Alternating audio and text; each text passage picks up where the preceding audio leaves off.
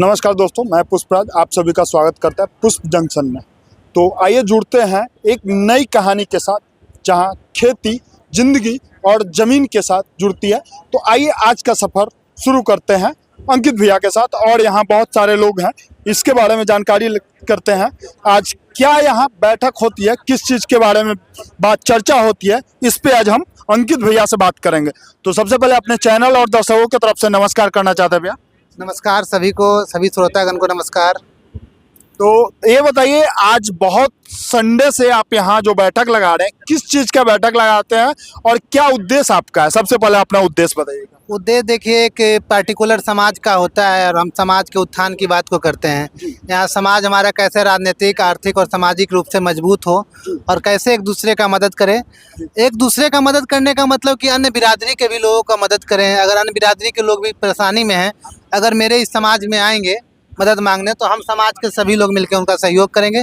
और पटना में किसी व्यक्ति को खून का ज़रूरत हो, कोई प्रशासनिक मदद का ज़रूरत हो या फिर किसी अन्य प्रकार का परेशानी हो, एक दूसरे के व्यवसाय को प्रमोट करना हो, मतलब कुल मिला के कहें तो हम अपने समाज को मजबूत करने के लिए हर एक रविवार को शाम 5 बजे समाज के प्रबुद्ध लोग, युवा लोग, साथी, स्टूडेंट, अन्य वर्ग के लोग, अन्य समुदाय के लोग आके अपनी बात को यहाँ पे रखते हैं।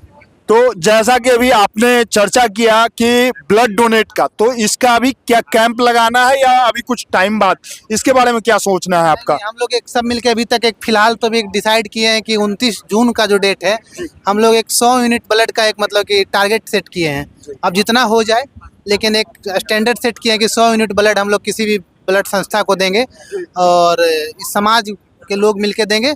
और वह ब्लड सिर्फ हमारे समाज के ही लोगों को काम नहीं आएगा, वह ब्लड सभी किसी भी लोग को, जरूरतमंद लोग, किसी भी वर्ग के लोग होंगे, उन सभी के लिए मदद के लिए काम है।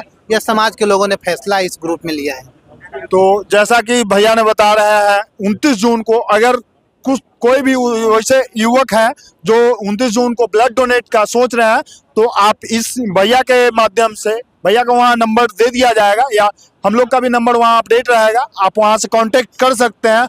और एक चीज़ जो आप लोग बात कर रहे थे बिहटा एयरपोर्ट का, उसके बारे में क्या आपका कहना है? देखिए, बिहटा एयरपोर्ट के मामले में हम लोग का कहना है कि बिहटा स्वामी सहजानंद सरस्वती का कर्मभूमि रहा है।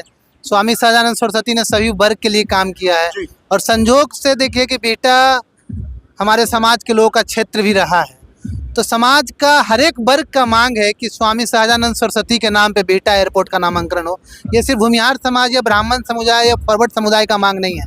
आप दलित समुदाय के बीच में भी जाइएगा तो दलित समुदाय के जो नेता हैं वो भी चाहते हैं कि स्वामी सहजानंद सरस्वती के नाम पे बिहटा एयरपोर्ट का नाम मांग हो।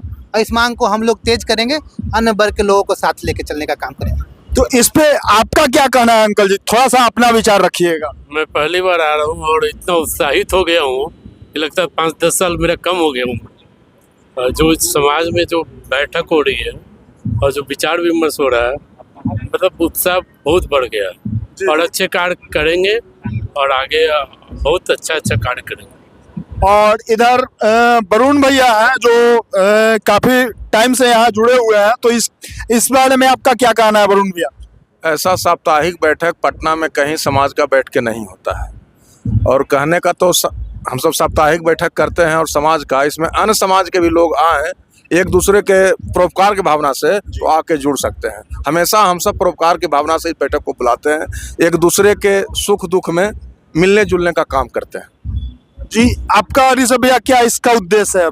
समाज को आर्थिक रूप से मजबूत और शैक्षणिक रूप से सहयोग, इस हम लोग सब आदमी मिल के मतलब करने के लिए कि समाज सुदृढ़ हो, यही उद्देश्य है।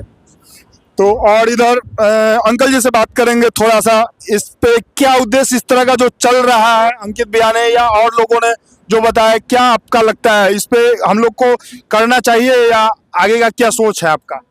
हमारा सोच है कि पहला तो हम जितने भी भूमिहार भाई हैं, सबका अपना अपना समाज है, तो मेरा भी भूमिहार ब्राह्मण मंच जो है उसको इनवाइट करें और एक जगह बैठकर सुख शांति अपना बतियावें।